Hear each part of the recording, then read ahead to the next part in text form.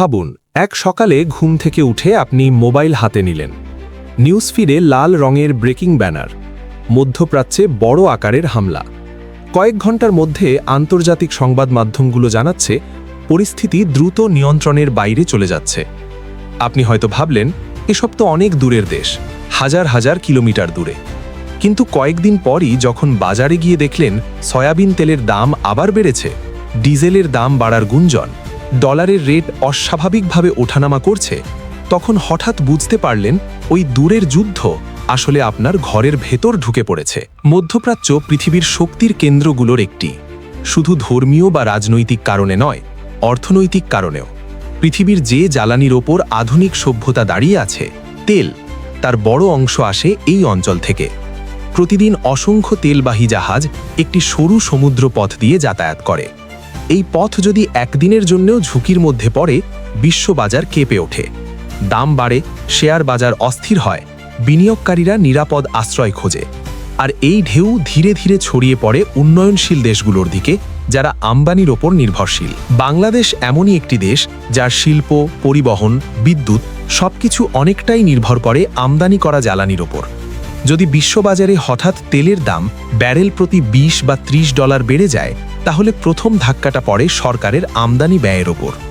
সরকার হয় ভর্তুকি বাড়াবে, নয়তো অভ্যন্তরীণ বাজারে দাম সমন্বয় করবে। আর যখন জ্বালানির দাম বাড়ে, তখন শুধু পেট্রোল পাম্পে দাম বাড়ে না, তার প্রভাব পড়ে প্রতিটি পণ্যের ওপর।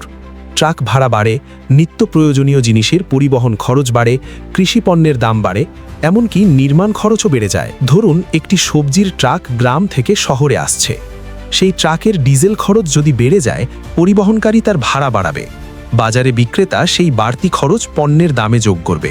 শেষ পর্যন্ত সেই বাড়তি টাকাটা দেবে সাধারণ মানুষ। যুদ্ধটা হয়েছে হাজার মাইল দূরে, কিন্তু বিলটা পরিশোধ করছে ঢাকার এক পরিবার। যুদ্ধ মানেই শুধু তেল নয়, ডলারও। আন্তর্জাতিক অস্থিরতার সময় বিনিয়োগকারীরা সাধারণত মার্কিন ডলারের দিকে ঝুঁকে পড়ে। ফলে ডলারের চাহিদা বাড়ে, অন্য দেশের মুদ্রা চাপে পড়ে। যদি ডলারের রেট বেড়ে যায়, তাহলে আমদানির খরচ আরও বাড়ে। কারণ আমরা যেসব পণ্য কিনি, তেল, গম, ভোজ্য তেল, শিল্প কাঁচামাল, সবকিছুর মূল্য পরিশোধ করতে হয় ডলারে। ডলার শক্তিশালী হলে আমাদের টাকার মান তুলনামূলকভাবে কমে যায়। একই পণ্য কিনতে আগের চেয়ে বেশি টাকা লাগে। বাংলাদেশ ইতিমধ্যেই বৈদেশিক মুদ্রার রিজার্ভ নিয়ে চাপের সময় পার করেছে। যদি বৈশ্বিক অস্থিরতা নতুন করে ডলারের চাহিদা বাড়ায়, তাহলে রিজার্ভ ব্যবস্থাপনা কঠিন হয়ে পড়তে পারে। ব্যাংকিং খাতে চাপ তৈরি হতে পারে, এলসি খোলার খরচ বাড়তে পারে, শিল্প কারখানাগুলো কাঁচামাল আমদানিতে সমস্যায় পড়তে পারে। একের পর এক ছোট ছোট চাপ মিলেই বড় অর্থনৈতিক অস্থিরতা তৈরি করে। এরপর আসে প্রবাসীদের প্রশ্ন। বাংলাদেশের লক্ষ লক্ষ মানুষ মধ্যপ্রাচ্যের বিভিন্ন দেশে কাজ করেন। তাদের পাঠানো রেমিটান্স দেশের অর্থনীতির বড় শক্তি। যদি সেই অঞ্চল অস্থির হয়ে পড়ে, কাজের পরিবেশ অনিশ্চিত হয়, নতুন নিয়োগ বন্ধ হয়ে যায়, অথবা জরুরি পরিস্থিতিতে অনেককে দেশে ফিরতে হয়, তাহলে রেমিটান্স প্রবাহে প্রভাব পড়তে পারে। রেমিটান্স কমে গেলে ডলারের সরবরাহ কমে যায়, আবারও রিজার্ভের ওপর চাপ বাড়ে। যুদ্ধের আরেকটি বড় প্রভাব পড়ে শিপিং ও সরবরাহ চেইনে। সমুদ্রপথ ঝুঁকিপূর্ণ হয়ে গেলে জাহাজগুলো বিকল্প রুট নেয়, যা সময় ও খরচ বাড়ায়। বিমা প্রিমিয়াম বাড়ে। এই অতিরিক্ত খরচ শেষ পর্যন্ত পণ্যের দামে যুক্ত হয়। বাংলাদেশ যেসব খাদ্যপণ্য ও কাঁচামাল আমদানি করে, সেগুলোর দাম বাড়তে শুরু করে। শিল্প উৎপাদন ব্যয় বাড়ে, রপ্তানিযোগ্য পণ্যের প্রতিযোগিতা কমে যায়। একটি পোশাক কারখানা ভাবুন, তারা বিদেশ থেকে কাঁচামাল আমদানি করে, দেশে উৎপাদন করে আবার বিদেশে রপ্তানি করে। যদি আমদানি খরচ বাড়ে এবং বিদ্যুৎ সংকট দেখা যায়, তাহলে উৎপাদন ব্যাহত হয়। ডেলিভারি সময় মতো না হলে আন্তর্জাতিক ক্রেতারা অন্য দেশের দিকে ঝুঁকতে পারে। এতে দীর্ঘমেয়াদে রপ্তানি খাত গ্রস্তিগ্রস্ত হয়। সবচেয়ে ভয়াবহ পরিস্থিতি হতে পারে যদি সংঘাত বড় আকার নেয় এবং দীর্ঘস্থায়ী হয়। তেলের দাম যদি অস্বাভাবিকভাবে বেড়ে যায়, অনেক দেশ জ্বালানি রেশনিং শুরু করে। বিদ্যুৎ উৎপাদন ব্যাহত হয়, শিল্প কারখানায় লোডশেডিং বাড়ে, কৃষি খাতে সেচ ব্যাহত হতে পারে। অর্থনীতির চাকা ধীরে ঘুরতে শুরু করে। তবে প্রতিটি সংকটের মধ্যেই সম্ভাবনা লুকিয়ে থাকে। ইতিহাস বলছে, বড় বৈশ্বিক অস্থিরতা অনেক সময় নতুন জোট, নতুন বাণিজ্য পথ, নতুন কৌশল তৈরি করে। যদি মধ্যপ্রাচ্য অস্থির হয়, অনেক দেশ বিকল্প জ্বালানি উৎসের দিকে ঝুঁকবে, নবায়নযোগ্য জ্বালানির গুরুত্ব বাড়বে। বাংলাদেশও হয়তো এই সুযোগে সৌর ও বায়ু শক্তিতে বিনিয়োগ বাড়াতে পারে। জ্বালানি নির্ভরতা কমানোর উদ্যোগ নিতে পারে। একই সঙ্গে নতুন শ্রম বাজার খোঁজার প্রয়োজনীয়তা সামনে আসবে। যদি কোনো একটি অঞ্চলের ওপর অতিরিক্ত নির্ভরতা ঝুঁকিপূর্ণ হয়ে ওঠে, তাহলে শ্রম রপ্তানিতে বৈচিত্র্য আনা জরুরি। দক্ষিণ পূর্ব এশিয়া, পূর্ব এশিয়া, ইউরোপের কিছু দেশ নতুন সম্ভাবনা খুঁজে দেখা যেতে পারে। এই পুরো চিত্রটি আমাদের মনে করিয়ে দেয় বিশ্ব এখন আগের চেয়ে অনেক বেশি আন্তঃসংযুক্ত। এক দেশের সংকট অন্য দেশের বাজারে প্রতিফলিত হয়। যুদ্ধ শুধু সীমান্তে সীমাবদ্ধ থাকে না, অর্থনীতির শিরা উপশিরায় ছড়িয়ে পড়ে। তাই দূরের কোনো সংঘাতকে একেবারে অপ্রাসঙ্গিক ভেবে উপেক্ষা করার সুযোগ নেই। শেষ পর্যন্ত প্রশ্নটা দাঁড়ায় প্রস্তুতির। একটি দেশ কতটা প্রস্তুত বৈশ্বিক ধাক্কা সামালাতে? রিজার্ভ ব্যবস্থাপনা কতটা শক্ত? জ্বালানি উৎস কতটা বৈচিত্র্যময়? নীতি নির্ধারণ কতটা দ্রুত ও কার্যকর? সাধারণ মানুষ কতটা সচেতন ও সাশ্রয়ী? হয়তো আগামীকালই পরিস্থিতি শান্ত হয়ে যাবে, হয়তো কূটনৈতিক আলোচনায় উত্তেজনা কমে আসবে।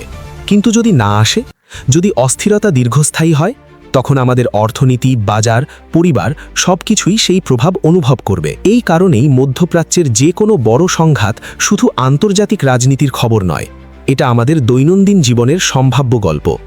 বাজারে কেনাকাটা, বিদ্যুতের বিল, ডলারের রেট, প্রবাসীর পাঠানো টাকা, সবকিছুর ভেতর দিয়ে সেই গল্প ধীরে ধীরে বাস্তব হয়ে ওঠে। আর তাই এখন প্রশ্নটা খুব সরল: আমরা কি প্রস্তুত?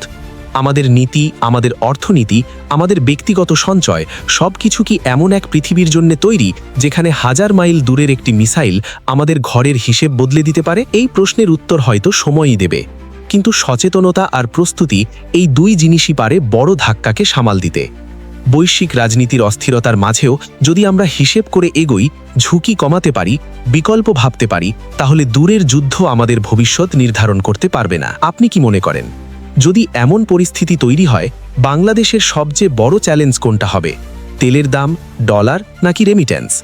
ভাবুন, আলোচনা করুন, কারণ বিশ্ব যতই বড় হোক, তার প্রভাব শেষ পর্যন্ত এসে থামে আমাদের ঘরেই। কিন্তু আরেকটু গভীরে গেলে বিষয়টা শুধু অর্থনীতির মধ্যে সীমাবদ্ধ থাকে না। দীর্ঘমেয়াদী বৈশ্বিক অস্থিরতা মানুষের মনস্তত্ত্বেও প্রভাব ফেলে। যখন মানুষ বারবার শুনতে থাকে যুদ্ধ, তেলের দাম, সংকট, তখন বাজারে এক ধরনের মানসিক চাপ তৈরি হয়। ব্যবসায়ীরা আগেভাগেই দাম বাড়ানোর চিন্তা করে, ভোক্তারা আতঙ্কে বেশি কিনতে শুরু করে। এই মানসিক প্রতিক্রিয়াই কখনো কখনো প্রকৃত সংকটের আগেই কৃত্রিম সংকট তৈরি করে। ধরুন, গুজব ছড়িয়ে গেল জ্বালানির দাম বাড়তে যাচ্ছে। অনেকেই তড়ঘড়ি করে মজুত করতে চাইবে।